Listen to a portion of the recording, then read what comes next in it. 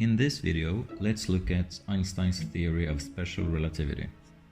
When Einstein was young, he used to wonder what light would look like if we could ever catch up with it. Over the years, however, he realized that an object catching up with light would forever remain impossible. Let's look at why. When we talk about motion, we must always specify from where motion is viewed, that is, which frame of reference we are observing from.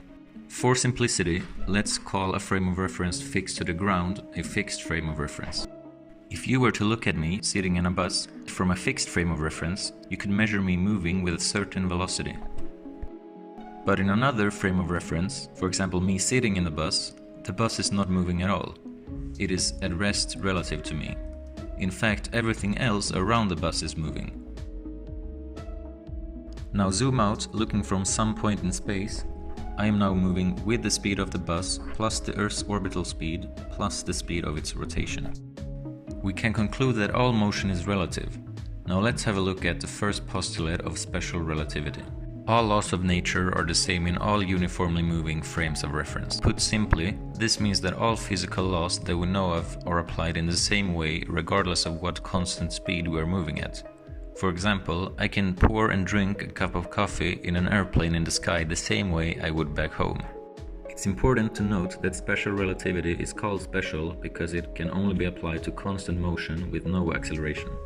Imagine a pilot in an airplane flying at some speed v-pilot relative to the ground. A rubber ball is fired by the pilot with some velocity v-ball. At what speed is the ball moving? Well, as we just stated, motion is always relative, so relative to the pilot, the ball is moving at a speed of v-ball. And from your perspective standing on the ground in a fixed frame of reference, the ball is moving at a total speed of v-pilot plus v-ball. Now imagine the same thing, but this time the pilot is moving at a velocity of half the speed of light. And imagine that a light beam is fired. From the pilot's frame of reference, the pilot will observe the beam moving away at the speed of light, c. But for you, standing on the ground, what would the total velocity of the light beam be? You might think that we will measure the light to be traveling at 1.5 times the speed of light. However, that is not the case. As an object starts to approach the speed of light, we are dealing with relativistic speeds. The Newtonian mechanics that we are well familiar with in our everyday lives do not apply anymore. The second postulate of special relativity states that the speed of light in free space has the same measured value for all observers, regardless of the motion of the source or the motion of the observer. That is, the speed of light is a constant. Relative to you, the beam is actually also moving at exactly the speed of light. Now imagine two cars traveling at relativistic speeds. The car to the right sends a light signal to the car on the left.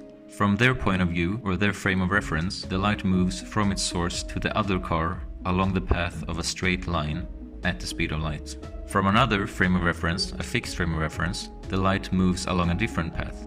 It travels diagonally until it reaches the other car. Keep in mind that according to special relativity, the light in this frame of reference is also moving at exactly the speed of light. Now we know that distance equals speed times time, and the speed of light is a constant. We know that the light traveled a greater distance in the fixed frame of reference, so it must have traveled for a longer time. Now what does this mean? In both frames of reference, the exact identical event is being timed. But looking at the event from the fixed frame of reference, it appears that the event is happening in slow motion, meaning that time appears to be moving slower. This is known as time dilation, and it has actually been proven in several experiments.